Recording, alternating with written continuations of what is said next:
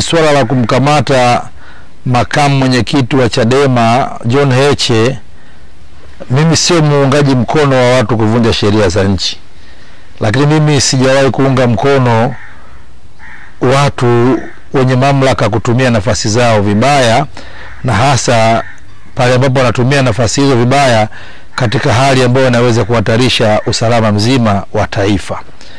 Kwa kumkamata mtu kama Heche kwa kusema pengine kasababisha maandamano, ndio ile tabia ya mbuni ambaye matatizo yanakuja anaficha kichwa chake peke yake, mwili anauacha nje. Hapo ni sasa niseme kwamba hii kitendo kinachochea moto, yani kinapeleka chumvi kwenye kidonda kibichi.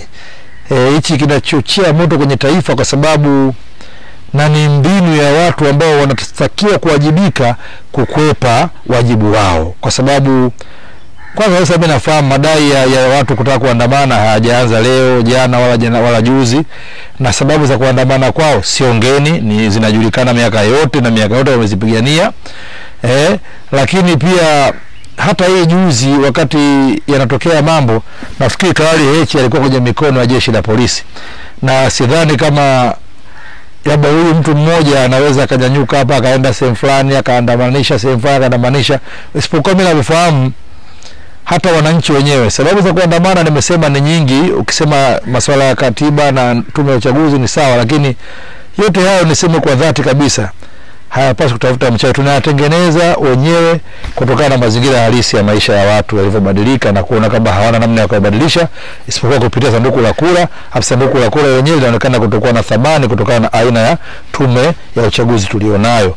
Kwa hiyo kumkamata Heche ni kuwaongeza watu hasira, hasa kwenye kipindi hiki ambacho tunafahamu watu wamekufa wengi sana, wengine wameuawa wakiwa majumbani mwao kabisa, wengi kabisa ambao wamejeruhiwa, ambao wengi hawana hatia, lakini pia wako wamepoteza mali zao na mambo mengine mengi sana yamevurugika. Kwa hiyo tupo kwenye taharuki, sintofahamu, na isivyokuwa bahati hakuna mtu ambaye hajui sababu itufikisha hapa, ambao nimezungumza mara nyingi, hamna ambaye asiyojua. Kwa hiyo kujaribu kubebesha mzigo Heche ni kuwalazimisha watu sasa waone kumbe wanaweza kuwa na sababu nyingine kufanya kitu kingine tena, kwa sababu tayari ilionekana pale kile kitu kingeweza kuwafanya watawala sasa kuona tuna kila sababu ya kutafuta suluhu, kurudi nyuma, kutafuta hisani, lakini inaonekana sababu wao wanaendeleza kile ambacho ni visasi, mkomoeni, mkomeshe, muonyeshe mabavu yako, mambo ambayo wanasema kwa dhati kabisa ndio yametufikisha hapa, pamoja na shida nyingine zile. Lakini mambo ya kukomoana haya, nisema mfano mambo kamata watu yamejenga hasira za watu yakaziweka hapa, yakaja masuala mengine haya ya kutekana, watu kupotea, kutokujulikana, kutopata majibu ya hakika, nao pia yamejenga chuki za watu. Yani hali fulani ya vile wahusika pengine viongozi, labda niseme kwa bahati mbaya wale machawa wao, labda tuseme ndo machawa wanapotoka mbele kujaribu kupinga hoja za wananchi, wanazijibu kwa kejeli, kwa kashfa. Kwa mambo mengi ambayo yambebezi kwenye uonevu na unyanyasaji ndio yamepelekea hii hasira kufumuka na kupelekea hali hii. Hasa hayo yote yanabebwa na mambo kama haya. Kwa mfano unaweza kumkamata Heche wakati huu, mimi nadhani washauri na wale ambao wanahusika na mustakabali wa nchi, viongozi wa dini, imekuwa bahati mbaya viongozi wa dini sasa hivi na wenyewe nadhani wanazidi kupoteza imani ya vijana kwenye dini zao, kwa sababu hawasimamii kile ambacho dini zinawaelekeza. Dini zinasema pengine nasema dini ya haki, lakini unakuta mtu ambaye anazungumza masuala ya dini ya haki kutoka kwenye dini ya haki, muda wote anazungumzia amani, hahitaji haki. Unakuta mtu wa dini ya haki anatoa hotuba, maana dini ni haki, dini zote zinazungumzia haki. Sasa kiongozi wa dini anatoa hotuba ya dakika 30-40 anataja neno amani tu, umoja, amani, hataji neno haki. Yani kiongozi ambaye hajui kwamba kumbe msingi wa amani ni haki, kwa maana amani ni tunda tu moja katika mti wa haki.